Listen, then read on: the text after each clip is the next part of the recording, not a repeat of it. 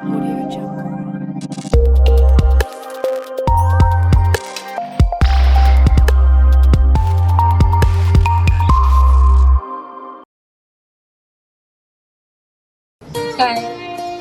എന്തിനാ വന്നത്? എഴുതുന്ന പല ആൾക്കാരും എന്റെ എഴുത്ത് വായിക്കുന്ന പല ആൾക്കാരും എന്നോട് പേഴ്സണലി വീഡിയോ ആയിട്ട് കേൾക്കാൻ ഒരു വീഡിയോ ആയിട്ട് പേഴ്സണലി എന്റെ അഭിപ്രായം പറഞ്ഞു. സിമ്പിൾ ആണ്. ഒരു മുഖത്തിന് വിള്ളലേൽക്കുക ഉണ്ടാവും, അല്ലെങ്കിൽ കണ്ടുണ്ടാവും. എനിക്ക് അനുഭവമുണ്ട്, അതുകൊണ്ടാണ് പറയുന്നത്. നല്ല സുഹൃത്ത്, ഞാൻ പറ്റാത്ത അത്രയും സ്വാതന്ത്ര്യം പരസ്പരം ഉള്ള രണ്ടുപേർ.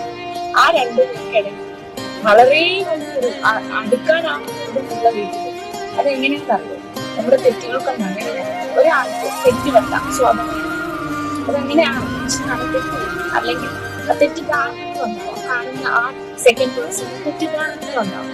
ആ തെറ്റ് നമ്മൾക്ക് സ്വാതന്ത്ര്യം തന്നിട്ടുണ്ടെങ്കിൽ, ആ പേഴ്സണുകൾക്ക് അത്ര സ്വാതന്ത്ര്യം തന്നിട്ടുണ്ടെങ്കിൽ, ആ തെറ്റിദ്ധാരണ അല്ലെങ്കിൽ ആ തെറ്റ് ഉപദേശിക്കാനും തെറ്റിദ്ധാരണ മാറ്റാനുള്ള സ്വാതന്ത്ര്യം നമ്മൾ കൊടുത്തിട്ടുണ്ടെങ്കിൽ അത് ഉപയോഗിക്കണം.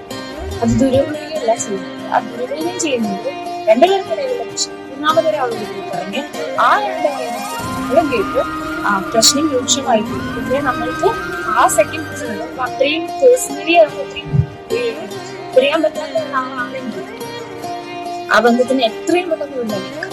നമ്മളെ വിശ്വസിച്ചാണ് നമ്മളെ അങ്ങനെയെല്ലാം കണ്ടുകൊണ്ടിരിക്കുന്നത്. ഒരിക്കലും പേഴ്സണിൽ പോയി ബന്ധത്തിനിടയിൽ പ്രശ്നം പറയരുത്. ഓക്കെ.